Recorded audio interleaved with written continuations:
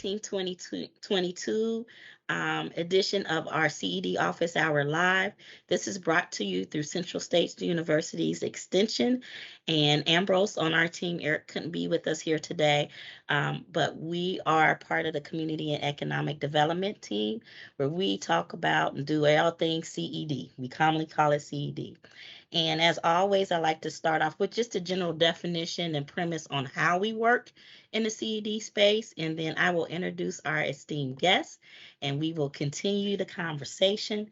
As always, once we get started, feel free to put information in the chat, or just turn on your mic and camera and just ask away or make comments. As always, this is an engaging conversation.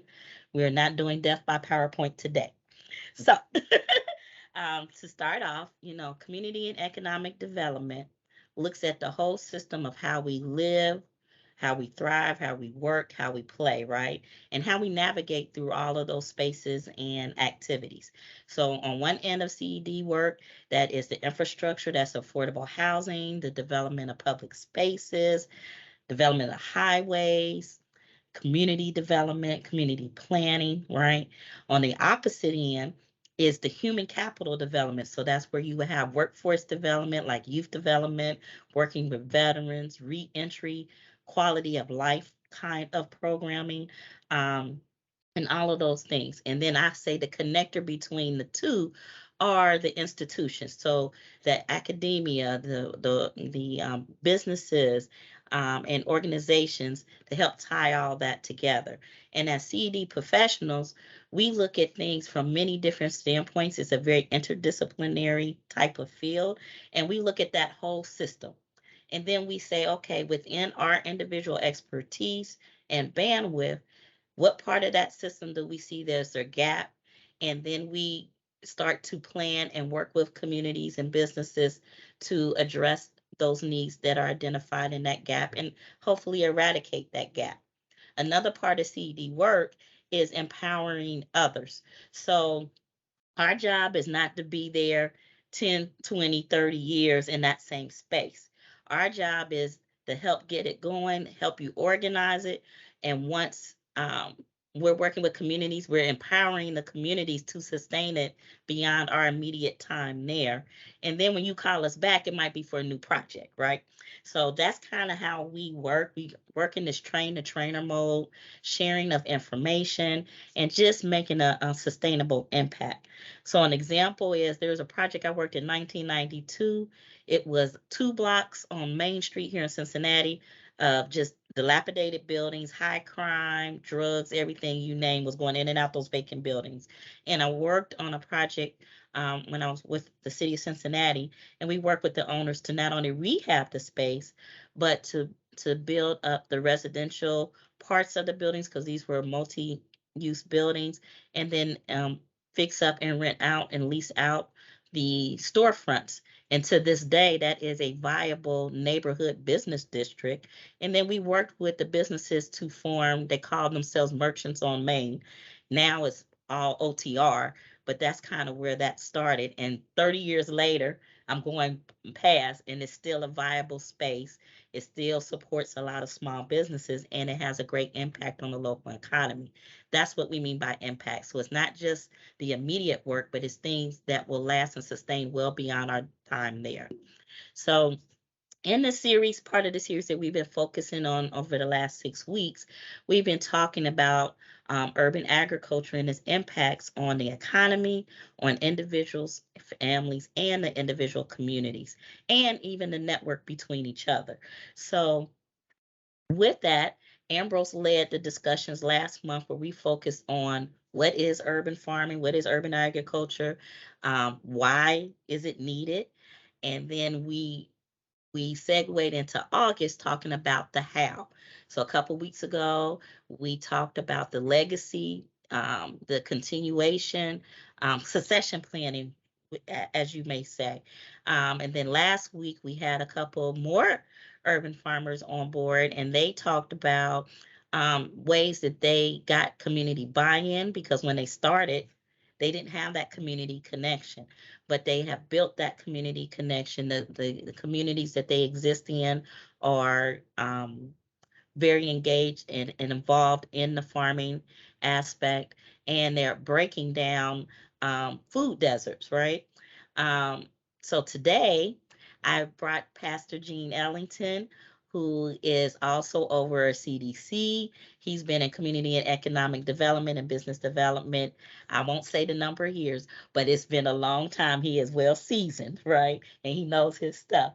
And wanted to bring him on to talk about the kind of the business side of it, right? Let's talk about that local ecosystems and how urban agriculture and entrepreneurship um, impact the local economy. It's really about, even though you're thinking globally, you're acting locally, right?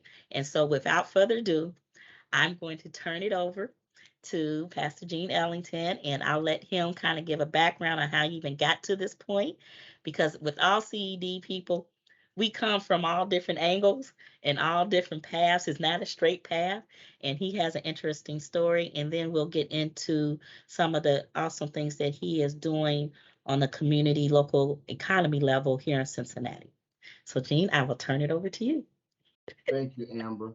And in as much as you kept calling me Pastor Ellington, I guess I have to give my ecclesiastical response to how I got here, and certainly it's providential.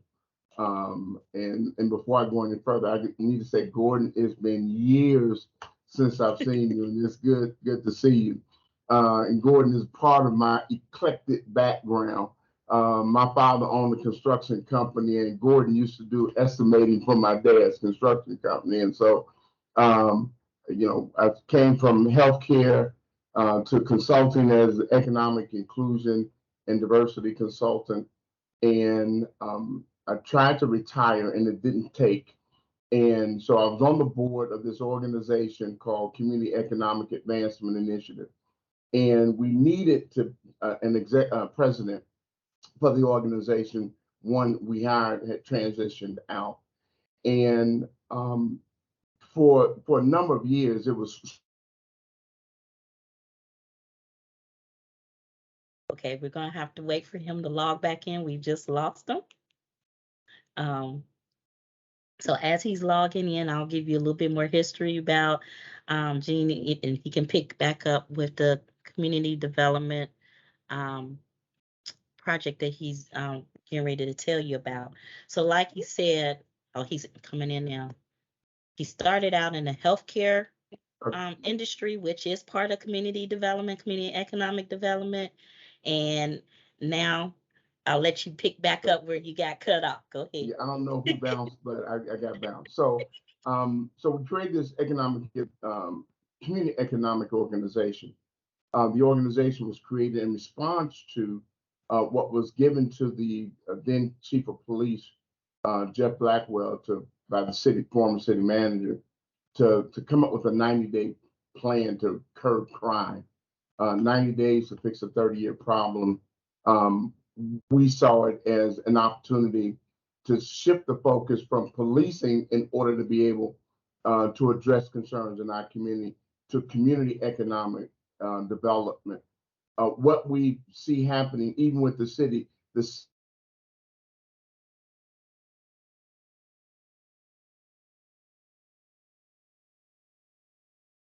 Okay, so I will pick back up until he gets back in. I don't know what's going on, but here we go. Here we go. Thank you for your patience. Yeah, I'm not sure whose system keeps bouncing us out, but so at any rate, we created an economic component to the whole idea of addressing concerns and issues in the community.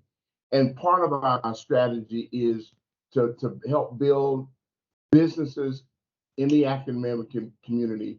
And our board president wrote a book, and he wrote the book Becoming Joshua. And again, from just this biblical basis, we've always tried to be Moses in the African American community, leading our people to the promised land. Well, Moses didn't make it to the promised land, but Joshua did. And Joshua's command was to go in and possess the land. So we looked at the model of, interesting, Amber, that you mentioned what you were doing in Over the Rhine in 1992. Yes. And then 3CDC comes in and with a $50 million seed, they were able then to transform Over the Rhine. Some call it transformation, others of us call it gentrification. But at any rate, it's a whole different community. And so we sought out to raise $50 million to do the same thing in the African American part of the community. However, our focus was to do development without displacement, so that the people who live in the community would be able to stay in the community. And so we're involved in a number of projects right now after about 4 years of fighting, just trying to get our foot, planted to be able to do this work. We purchased a building 2 years ago in Bond Hill, which was the old Bond Hill market. And, we bought the building and said, what are we going to do with this building? And what we, understand, and now we have these new cute phrases for food inequities, food deserts. We're in the middle of a food desert. We know that the Krogers and even the Aldis and the Save-A Lots are not coming back to our communities. And so we have to then begin to develop food sources for ourselves. And so we took this basic almost 6,000 square foot building.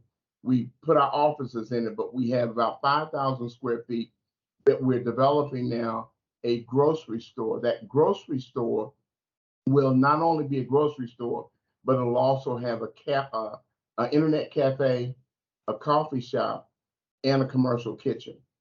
So the coffee shop, which sells more than coffee, they'll have plant-based foods. And here again, where the connection to urban agriculture, we'll need to be able to supply not only the coffee shop, but the grocery store as well. We're real intentional about what we sell in our grocery store, or what we will sell in the grocery store. And we want to make it open to the community. And so we're in construction right now, and we're putting in glass roll-up doors on the California side of the building, so that people can see what's going on, see the energy inside of the store. But in addition to that, when the weather's good, we can roll up the doors, set our carts out on the sidewalk, like in the old days with fruits and vegetables on the sidewalk. We'll also have seating area outside of the building as well as inside of the building for the internet cafe. And so we'll need fresh fruits and vegetables for the store. We'll need them for the coffee shop as well as the commercial kitchen. We have a chef that will be teaching culinary arts to students or people, anybody who wants to come. He's currently doing it at Job Corps.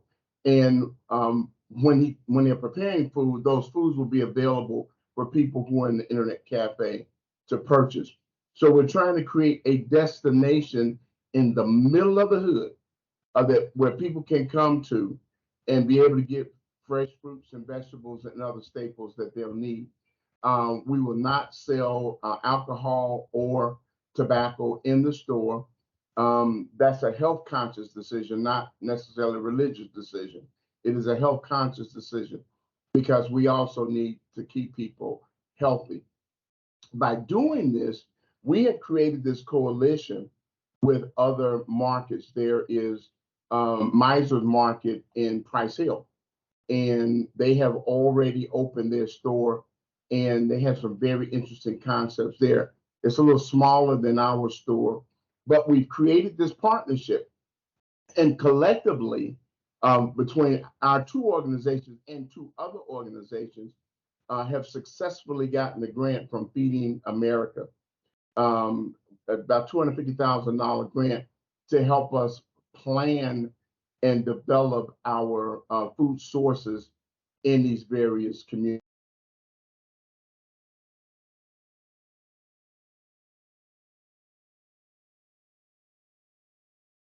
Okay, we froze again. I don't know, we're having technical issues today, but we're going to keep rolling. And one of the things that I just want to recap is how at this market, they're making health conscious decisions. So that's that public health piece, right?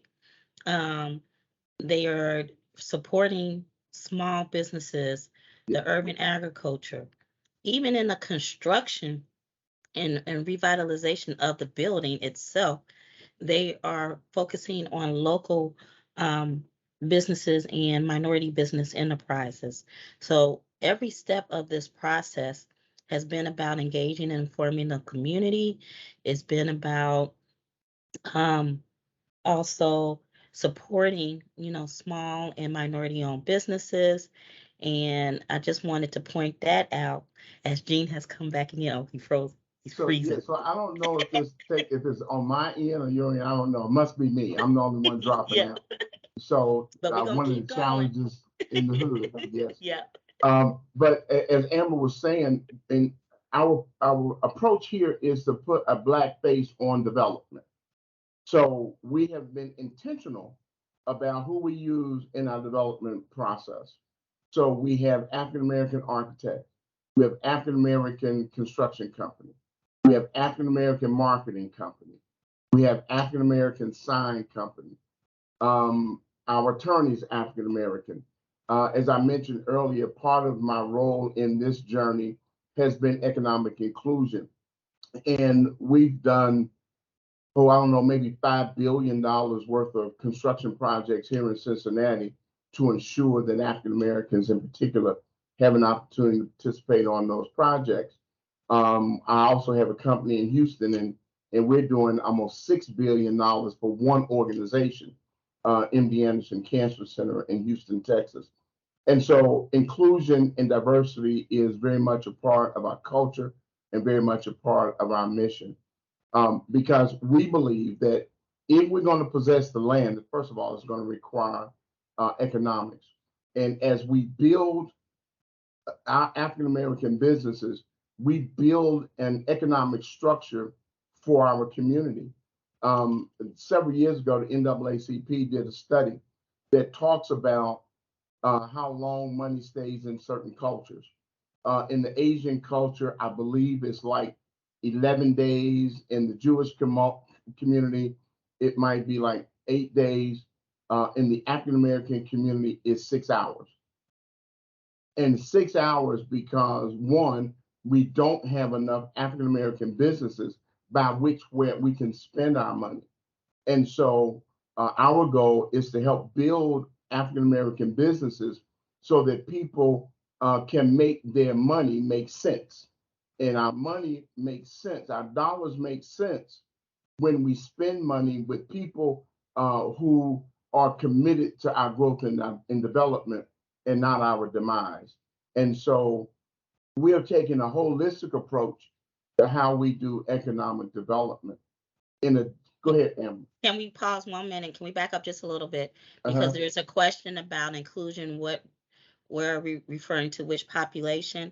And I think it'll be helpful to describe the Bond Hill Roseline population, and even their involvement in the economy and the political structure as a whole. Um, and then that would answer that question. Okay. So Bond Hill is this community is 80% African American. The other community that's adjacent to us that we're serving is about 70% African American. When we focus our attention on inclusion, we're principally talking about African Americans.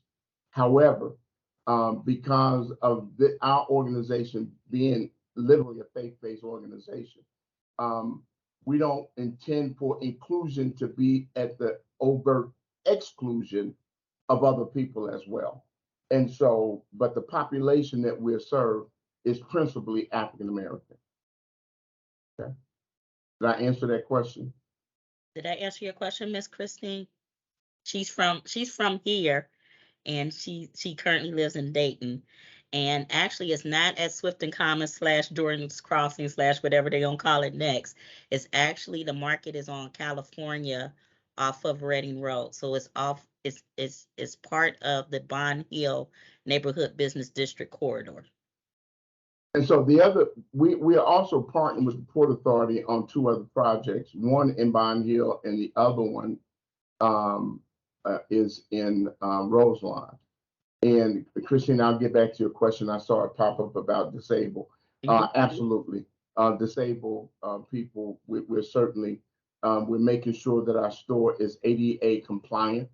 And we want to make sure that any and everybody has an opportunity to benefit from the work that we're doing. But in Bond Hill, there's from the corner of Dale Road and Reading Road, there's a series of buildings that have been renovated, most of them, the ones that we own in partnership with the Port Authority. And currently in those buildings now, there's a lady who has a clothing store, African American. There's Davis Cookie Company, African American. K&J Seafood, African American.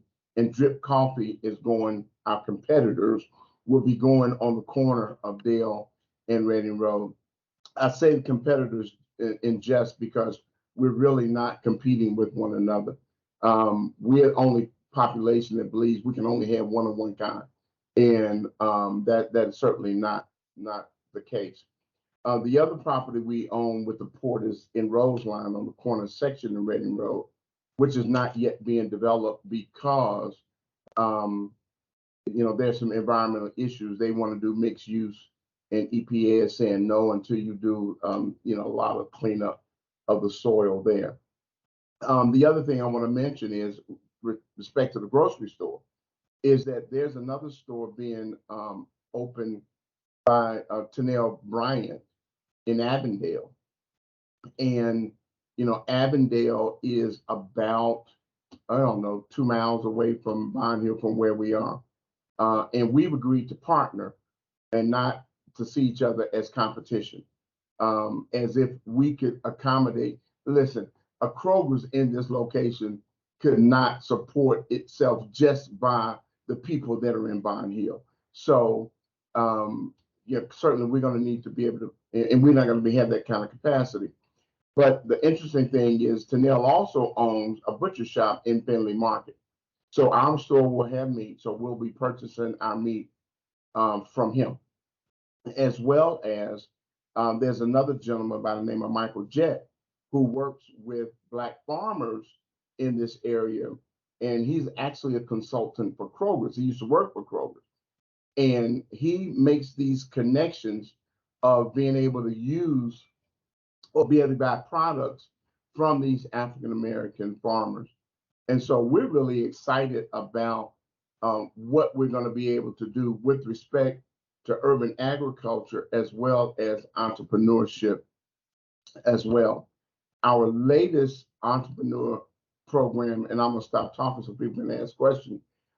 Several weeks ago, there were a group of young men who were arrested for selling water on the corner of Seymour and Reading Road. And so one of our board members, Iris Rowley, rounded up these kids and began to pound on doors. And within a matter of 2 weeks, we've created an entrepreneur program for these young men. We call it's titled Brothers in Motion. And so they could have been selling drugs, but they were selling water and got arrested. And the drug dealers continue to do what they do. And so we've gotten funding from the city of Cincinnati, from Urban League, and from United Way. And we're going to be able to pay these young men $15 an hour to work and to train. We're training them in areas of entrepreneurship, in areas of money management, in banking. We're taking a deep dive into how to turn the outcomes for these young men around. And we're of all the things that we're doing, we're really, really proud about this program. They spent a day with the mayor 2 weeks ago. And one of the things one of the young men said was that somebody took the time to care about us. These boys come from all kinds of issues in their neighborhood, in their community, and even in their homes. And we've determined to invest in these young men so that they can then become the kinds of entrepreneurs I've got other African American business owners that are coming in and spending time teaching and encouraging and mentoring these young men. And that's what real economic development looks like. I'll pause for any questions that anybody might have.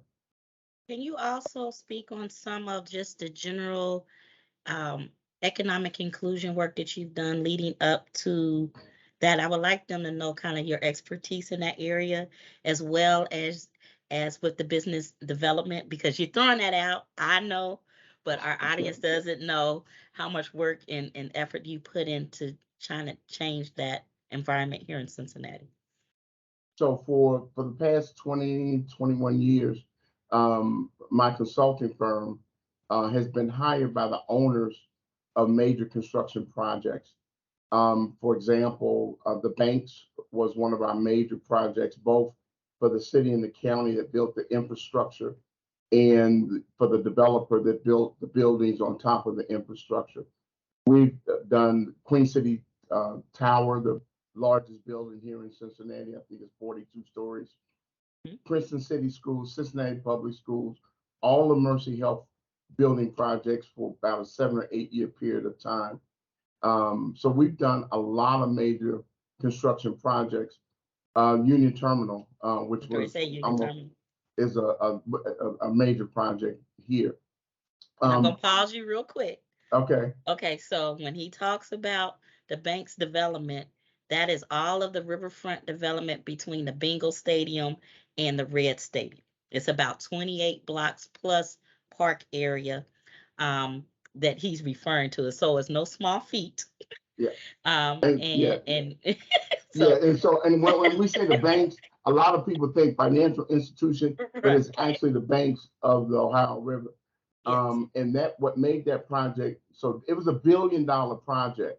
And what made it $1 billion project, we had to raise the platform out of the floodplain because it sits right on the Ohio River. So there's infrastructure that needed to be built that now are garages in order to get it out of the floodplain. And so there are like 2 apartment buildings, major apartment buildings there, a lot of restaurants. GE has one of its worldwide headquarters located there. And now there's a music venue there and a park. So it was about $1 billion project. And so our goal was to help write the policy or the process, the policy and the procedures, and to ensure that people would have an opportunity, that the playing field would be leveled. One of the another major project, which was also, and don't forget the workforce. And workforce, it's also right. about workforce on that project. Exactly. And this is another example of a public-private partnership because you had the city of Cincinnati and Hamilton County working together, which was a 10-year thing just to get them to that point. It took 10, 15 years to get to that point. So go ahead. Exactly. And so we helped write the policy for what would happen with respect to contracting as well as workforce, as Amber mentioned. And then we had to inspect what we expect. So that through the bidding process, we were involved to make sure that things were being done appropriately. But even before that, we did the convention center renovation project. I think that was about a $200-300 million project. Mm-hmm. City had not done a project that big in years. And so we also did a lot of outreach, training, and development for minority and women-owned businesses. So we had a series of seminars and workshops to help position people to build their capacity, to make sure their back office processes were conducive to working on projects this size. And through all of the work that we've been able to do, we have been, and again, the preacher part comes, we give credit to God for that, but we've been able to help raise some construction companies from being a $300,000 or $400,000 construction company to being a $2 or $3 million construction company. And so, we're really kind of proud of the work that we did there. And then in addition to setting the process in place, overseeing the implementation of it, we tracked and monitored both contracting and workforce to make sure that every dollar that was spent with the companies they said they were going to spend it with. And if they needed to substitute it, they had to come through us and make sure they substitute with another company that was of like classification, either a minority company, a small business, or a woman-owned business. So we were able to do that. And we're also proud to say that in our 20-year history, we've never missed a goal. Right. On the private side, the goals have been around 20%. We've always averaged 25 to 26%. On the public side, for the banks, the small business portion, the goal was 30%. We reached 33% on that project. Okay. And of the 33%, 28% were minority owned businesses. On the workforce, while African Americans or minorities only make up about 11% of the construction workforce, and females only represent about 2%. For workforce, we average about 18% minority workforce participation and about 6% female workforce participation. So we've been able to move the needle. But if I were to be transparent, I would say that right now we're in a period where people don't care that much about inclusion and diversity. Um, I've experienced some things where even though I've been on almost every major construction project and I have worked with every major construction company in this area, each time I go from one project to the next project, they try to play those check the box games with us, and we just won't allow it. For example, on a Mercy Health headquarters building, there was a construction company that wanted to have the drywall company purchase their drywall from an environmental recycling company in Dayton. That's a landfill. Of all the things you can recycle, drywall is not one of them. And so what they were doing is using a minority-owned company that was certified as a minority-owned company. They were going out and wanted to go out, buy the drywall, sell it to the drywall installer, and call it inclusion. I said, absolutely not. I'm not signing off on that. Now, we didn't get to tell contractors or owners what they could do, but I control my tracking system. And if the numbers were not legitimate, they were not going in my tracking system. And that's with every project that I do. On another project, Union Terminal, the roofing contractor wanted to use an African American to go to a roofing company, buy their material, sell it to them, and call it an inclusion. And I said, absolutely not. Gordon, you know, this has been going on for years. But what has happened now is that there are two major construction companies that I won't name them, but they had done their best to keep us off of projects. And for a 20-year period of time, they were unsuccessful in doing that. That's why we never worked for construction companies. We worked for the owners. But then there was a shift in the geopolitical nature of this business, which then these companies were able to try to get me to reduce the veracity of the work that we do. In other words, they want me to take a report that the contractor would give me and put them in my system and call it inclusion. I said, absolutely not. And so I won't sign off on things like that. And so, to be honest, I stopped doing that work here in Cincinnati because I kept running into that on a number of projects. However, in Houston, where again we're doing almost $6 billion worth of construction projects, don't really run into those same kinds of challenges. But I said all that to say that there's still work to do around that. We have to raise the level of consciousness of people of color on how we spend our money. And we have the opportunity to build an ecosystem that will live, as Amber, you've said a couple of times, they'll live far beyond our time here. And so that's the kind of work that we've been interested in. I'm happy to be doing what I'm doing now here in Cincinnati with Community Economic Advancement Initiative because it allows us to mingle, to have our faith-based opportunity in the marketplace. Ambrose, she had a question or a comment? Yes, I did have a question. Reverend Ellington, when you talk about the tracking system and you talk about the building of capacity of these minority-owned businesses, and it sounds like you're talking about over a long period of time that you've had to engage in this activity and this struggle to bring these things about.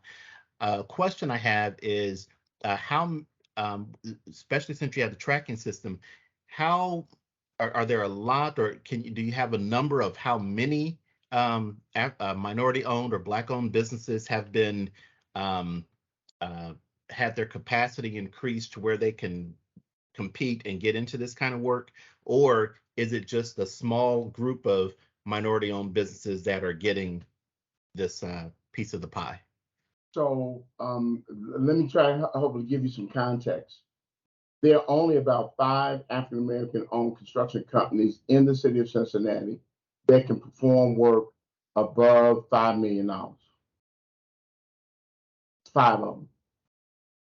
It's Johnston, Brown Engineering, Megan, RWB, yep, and DAG. If DAG is still around, I'm not even sure DAG is still around. And so those are the companies that can perform at $5 million or above. Which means they can be a prime contractor. They could be a They prime can be the contractor. lead on that project. Yes, and a RWB or Megan and Traversity is the other company. Mm-hmm. They can do probably $20-25 million projects. So given that limited number of larger companies, what we've tried to focus on is building smaller companies through subcontracting processes, making sure they get an opportunity to there. I can tell you, Johnston Construction, for example, they used to be Johnston Concrete. We forged a partnership with Johnston and Turner and Brasfield and Gorey. Brasfield and Gorey built the vast majority of the buildings on the Banks project. So that Johnston moved from a concrete company to a construction management company. And so, and Brasfield and Gorey is out of Birmingham, Alabama. But they do work, Johnston now does work for them in different parts of the country. So those are the kinds of partnerships that we've tried to forge.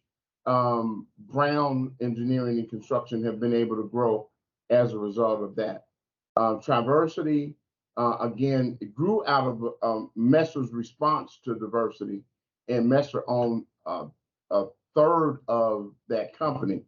Now Mel Gravely owns, again, 66% of that company.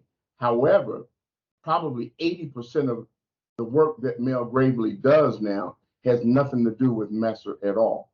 And so we've seen some growth, I guess, to your point. Has the growth been significant? For me, it's never enough. And so it's not been enough. And because at the same time, there are companies that have gone out of business as a result of some diminished opportunities. Yeah, so even like with RWB, they were mainly residential and they started in the commercial. And through my work, like Jean was talking about, connected them to Monarch Construction. And from there, they were able to springboard. And now they work with a lot of other construction companies as well as lead projects as well. So they grew from that subcontractor, maybe second or third tier, to a prime contract and being able to do construction management. So yes, we've impacted, but as Jean said, it's a whole lot more work to do because it's like Custer's last stand. The culture is still fighting against it. The hopefulness is that even the federal government is starting to hold those companies accountable. So it has been some small shifts, but in the right direction overall. So RWB, for example, they're doing our grocery store. They're doing a 12-unit apartment building for us and a row of townhouses for us. So they are our contractor of record.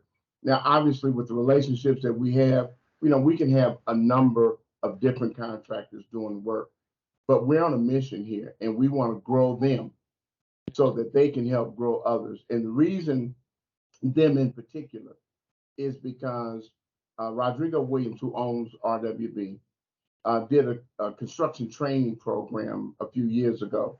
Mhm. That training program cost $60,000. He had a $20,000 grant from Children's Hospital. The other 40 came out of his pocket. He trained 29, because he had 30, but 29, one dropped out. 29 people in that program. And at the end of that program, all 29 of them had jobs. 10 of them went to his company. 10 went to another construction company and 9 to another, who he had got to agree that when these people finished this program, these companies would hire them. And 3 years later, every last one of those employees are still working for those Still companies. working. And another thing is a lot of the companies that Gene mentioned, as they've grown, they have continued to subcontract to other minority women-owned small business, veteran-owned businesses as well. So to your point, Christine, it's systematically impacting. And it's like you teach one, give one, and that person teach one and give one. This is an example. And Rodrigo got his program approved by the state, so it is an official pre-apprenticeship and apprenticeship program for training, so they can go into the union or non-union shops once they have completed that program. So then now with all of that, can you highlight the connection to the urban agriculture then? Where are we with that work, that history, and urban agriculture? Okay, Gene has Did frozen it, again. did it freeze again? Yeah, he Yeah. froze again. He's frozen like this. But He's like, did Ambrose part ask that? right. Part of that is their commitment to working with the local economy. So it's that think globally. As CED professionals, we look at the whole system, and they're impacting their immediate system. So they're and being intentional by reaching out to the small businesses. So through their market, they will mainly be sourcing from local urban agricultural farmers. And if I had an IT person, I'd fire him today, but I don't have one, so fire him. Okay, you're back. Any other questions? I wanted to make sure I was Yeah, able he wanted you to kind of touch base on the connection to urban ag to bring it kind of Right. back full circle, because we started talking about it earlier. So again, we're opening this grocery store, and we have a partnership or MOU, a memorandum of understanding, with a number of other smaller stores and some growers. And so these stores are they're going to pop up. They're going to pop up out of necessity because the Krogers are not coming back. And in fact, we were working with Kroger's to try to get some additional equipment as they transition some other equipment in. And then all of a sudden they went ghost. We didn't hear a word from them. And one of the other stores had the same thing occur. So we understand we've got to possess the land. We've got to create these food opportunities for ourselves. And again, if we're true to the whole issue of diversity and inclusion, then African American or minority urban farmers will have to be a critical part of our supply chain. And so, and because they're local, it's even better. A lot of fresh fruits and vegetables are coming from overseas. Mhm. And so, remember when all those boats were sitting out in the water, there was food going bad. And so, to have local farmers supplying our stores is going to be huge. And think about the optics of it. Here's an African American grocery store built by African Americans, purchasing our fruits and vegetables from African American farmers.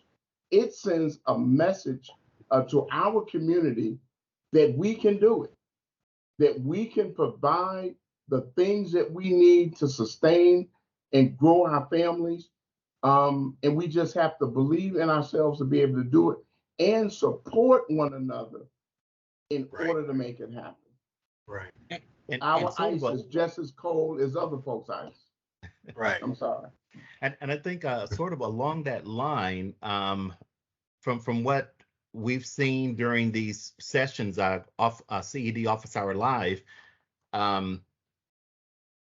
essentially putting in place an alternative food system where you have that growing of the food that we're involved with, then the processing, and then the delivery of that. So it may be that using some of these approaches, where you decentralize the logistics of getting the food from the farm to the table, that we can sort of eliminate or reduce the need for the big box grocery store.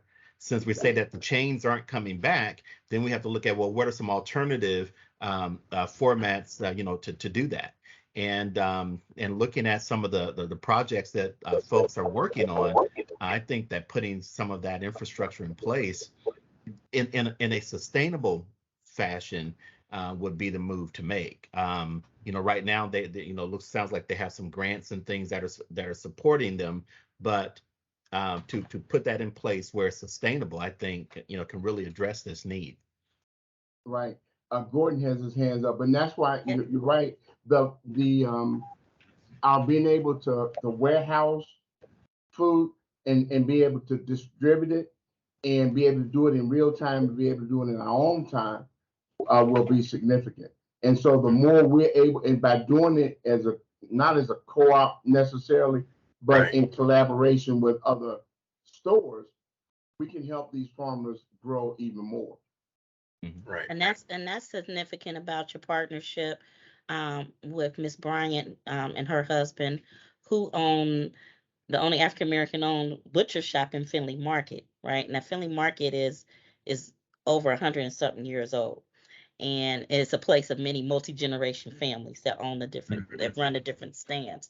And your approach of partnering with them instead of saying, hey, it's this one crumb and we're going to fight over that one crumb, now you're expanding the footprint and the market share for both of you through that collaboration.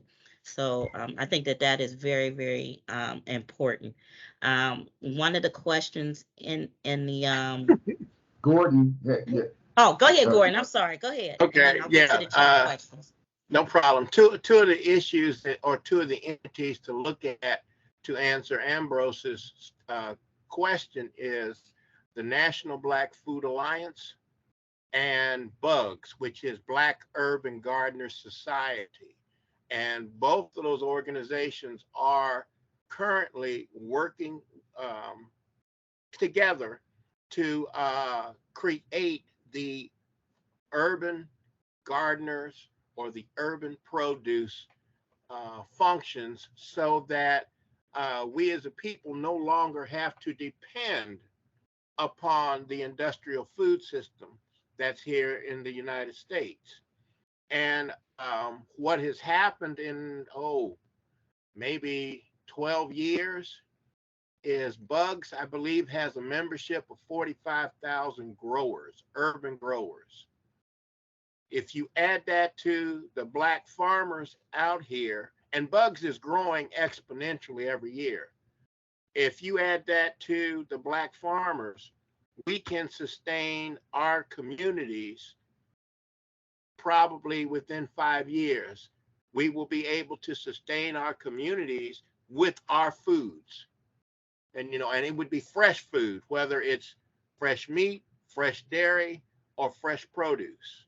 So those are a couple of things that I'm working with that are out here, and they can provide, the local markets with the produce and things that they would need. Okay, excellent. Right. So made some notes there. I think Amber will have to be reaching out to some of these groups. Yes, yes, yes. And then Robin Henderson from the city of Cincinnati said, as you identify local urban ag folks to work with, please let them know about the city's urban agriculture program. We give small grants for site infrastructure, improvements, seeds, etc. And she loves the approach that you are describing, Jean.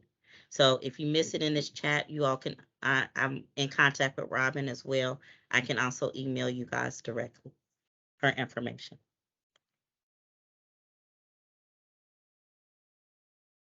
And one of the questions also was about, where does the education come in, and about how to get the babies involved. Education is throughout everything that all of us on this call do, whether it's the business development and helping build their capacity. A lot of the urban agriculture people, especially last week, we were talking about the youth outreach programming that they're doing to involve youth. Jean has also talked about the entrepreneurship programming that they do. Our CED team has a Ready, Set, Grow agriculture training program. And then we're also looking at other ways, this general business development programming that we do, and just expanding on what we already do. So those are different ways. There is funding for some of that to offset that. So if you use the summer youth employment program, to me, that's one of the easiest ways to engage youth during the summer, 20 hours a week. Um, and they're working, so they have an incentive to make sure that they're there because they want to earn some money, but they're learning. And by way of learning, you're exposing them to things that they haven't thought about, and it's not really taught system wide across the schools, right? So unless you're in one of the few schools that has an ag program, you'll never hear of any of this stuff that we're talking about. So it starts with you as an individual, as well as the programming and initiatives that we do, because it's not just our jobs, it's our mission work, right? So that's why we stick in it, and we've been in it so long. So I hope, Miss Christina, answers your question.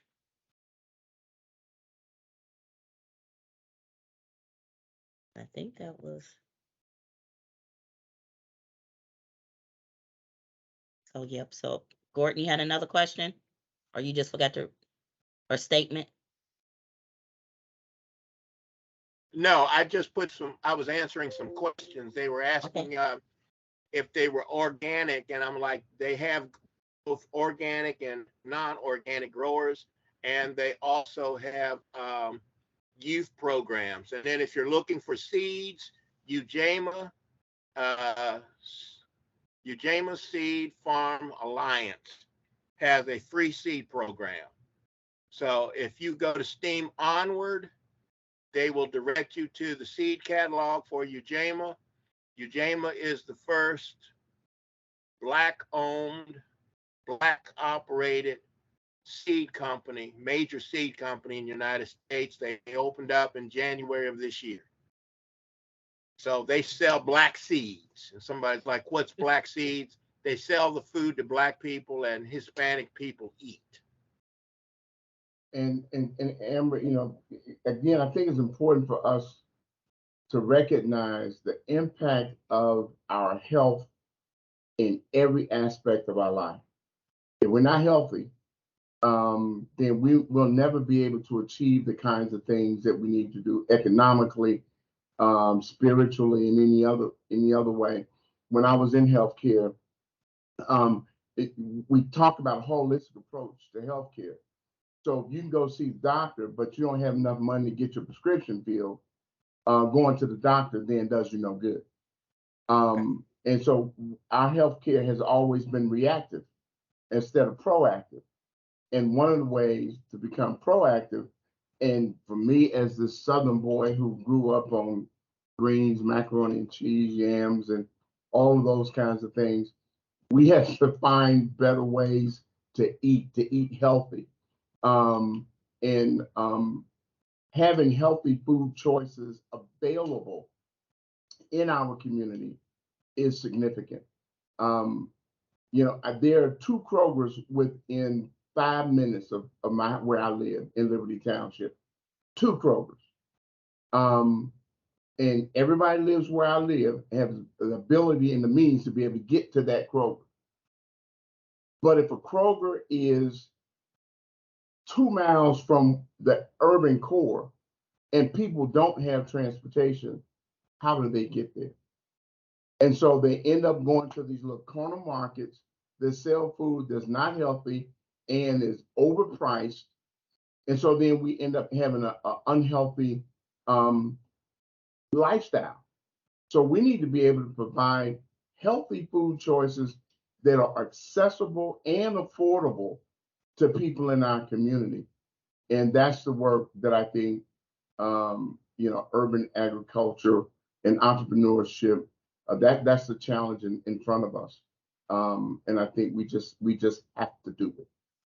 Okay, and Eric Smith on our community economic development team, he's out in the field, so he doesn't have his camera on, but he wanted to know, what would you recommend as a place to start for a neighborhood wanting to build a locally owned market that's part of an urban ag ecosystem? The first thing you have to do is have the money or find the money for the infrastructure for the building. There are some people that are, selling food off of trucks, and that's fine. And you can take it to where people need to go. But if you want to market, the first thing you have to do is find a building. We actually bought our building for $80,000, but we bought it from the Bond Hill Redevelopment Corporation. But it's costing us almost $500,000 in order to do the renovation and to equip this grocery store. So you're looking at a major investment. But one of the things, we also created the CEAI Equity Fund, and we actually have white churches that are sewing into our organization so that we can build this. We've raised already over, or at least the commitments for over $200,000, and these are coming from predominantly white churches. Okay, and then Ms. Henderson, Robin Henderson from the city of Cincinnati says, are there other Black-owned urban ag suppliers besides Ujama that she can share with urban ag growers? Because many of them just use Lowe's and Home Depot. I don't know of any. So Gordon, that's probably a Gordon question. I got a list. Okay, so Gordon, can you email me the list, and then I'll make sure Miss Robin gets the list. I've got her email address. I'll email it to both of you. Okay. Okay. Thank you. No problem. Are there any other questions? Miss Donna was on here. Oh yeah, she's still on here. Miss Donna, you had your camera on. Did you have a question? No, good afternoon, everyone. I did not. That was just an error, but thank you for asking. And there was a thing in a comment that you rock. I just want to let you know. Donna is on our Family and Consumer Sciences team, so she does a lot in the Dayton area with the community. And one of the people who have participated in her food and nutrition classes and activities was giving her a shout out. In the next couple of weeks, I'm coming to Dayton to try to visit the Gym City market. Yes. I understand it's a market that we may want to, glean what we can Yes. from their operations. I'm a preacher by nature, and I don't believe in reinventing the wheel. I'll steal anybody's stuff if it works. And also, I would also recommend that you go see Ridall up in Cleveland if you haven't been up there as well. And Ambrose can connect you to them. They're doing their thing up in Cleveland. They're actually a model. They're actually a model to go by as well. Actually, I've talked to them. They're connected with the health system up there, right? Yes. Yeah. Yeah. And so when I talk to the gentleman from up there, we know a lot of the same people from my other life in healthcare. So yeah, it is another one we're going to visit. Atlanta has Carver's Market. I did go to Carver's Market in Atlanta. So there are models of this in various places. And I think we have to, just kind of, again, glean from each other and try to pick up best practices so that we can be successful and sustainable. Well, thank you. Are there any other comments or questions from the audience?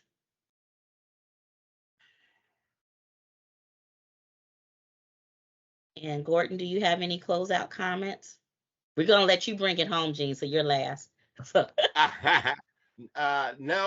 it was good. This was good. I saw where you all were starting the market, but I was busy, so I didn't get over there for the ribbon cutting or nothing like that. But the thing that I look at, there are a number of urban growers here in Cincinnati. I don't know if you've connected with them, but they probably would have some produce. And I mean, some of them are probably 5 minutes from your store. Gordon, let's connect. Okay. I appreciate it. Okay. And if that's you need one of some the seeds, I got them. Okay. Yep. And that's one of the things that we like to do for the show, as you see, is connect people in real time, and even follow up afterwards. James, do you have any questions or comments? You've been quiet today. He's one of our regulars.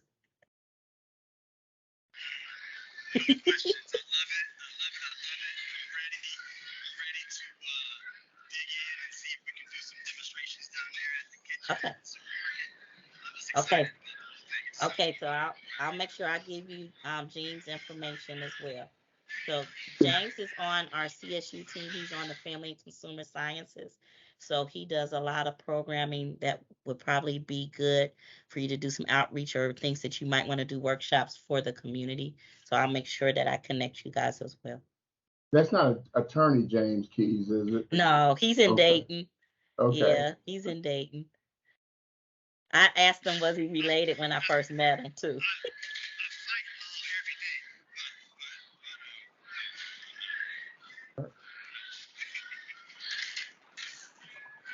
Okay, and then Crystal, do you have any questions?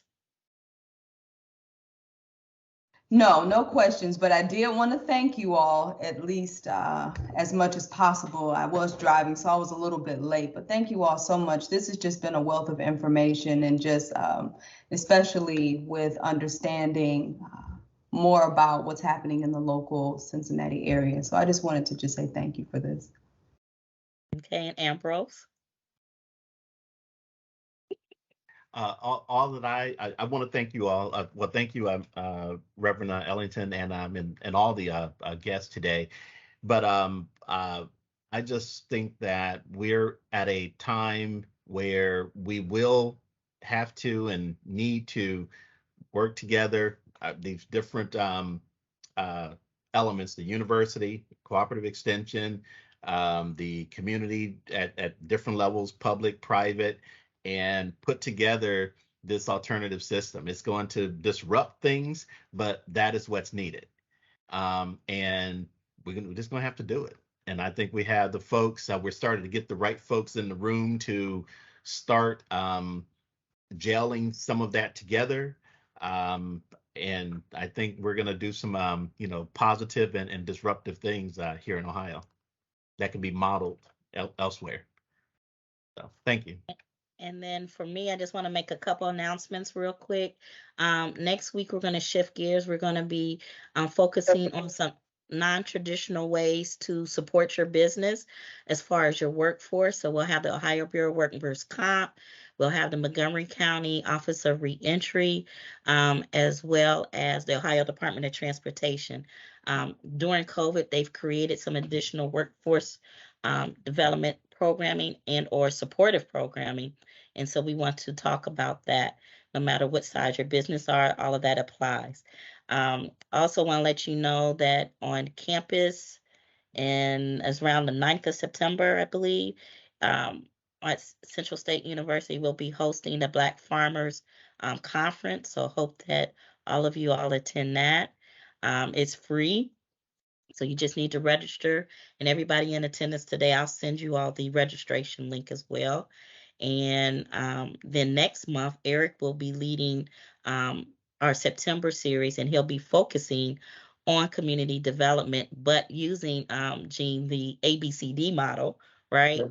Because he is certified in that, and we'll be exploring ways that you as an individual can impact your community. So Christine, that'll be awesome for you to attend as well, because those are some of the things that I know that you're interested in, even from an urban ag perspective. So just want to kind of give you that information. We still plugging away weekly, from 2 to 3, and whatever we can to assist and make connections or assist you, whether it's technical assistance or a training class. If we don't have it, we can create it. So to meet whatever your needs are. So just want to let you all know that. And Jean, you get to close us out for today. That's dangerous to give to a preacher. But Amber, thank you so much for inviting me. It's been a pleasure to share whatever information that we have. People have been asking themselves the question, when do we go back to normal since the pandemic? And I want to suggest to you that we probably won't. And this is a new normal. And we probably also should not. I think this has given us some time to think about what we can do to change the trajectory of the life, particularly of people of color. And I think we ought to seize every opportunity we can to do a number of things. Possess the land, as Joshua was given the charge. He didn't say go and ask them for the land. He said go and possess it. I'm not talking about violently taking things, but I'm talking about recognizing the power and the strength that we have. And we ought to operate from an asset-based approach rather than a deficit-based approach. We have a wealth of resources, knowledge, and other benefits within our community that exist right now. And we have to make full use of it and take full advantage of that which we already have. And so if there's anything that we could ever do to share information to help, please feel free to give me a call. Amber has every number I got. And so feel free to give me a call, and I'm more than happy to share whatever knowledge, information, and even resources that we have. Thank you, and God bless you all. And thank you. And this concludes our, does somebody else want to speak? Thank you. This concludes our August 18th edition of CED Office Hour Live. And we'll see you next week at 2 p.m. Thank you once again.